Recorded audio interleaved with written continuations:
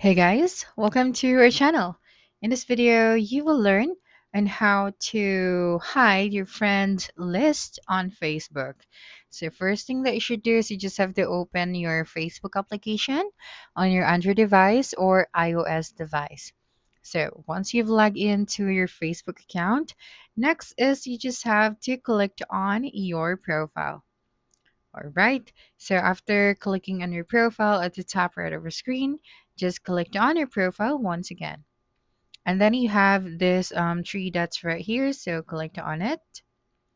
And then you have here the privacy center. So click on the privacy center. All right. And then the next thing that we are going to do here now is to click on the privacy checked up.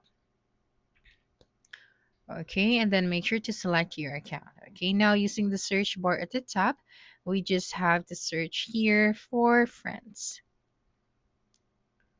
Okay, so let me just look for friends.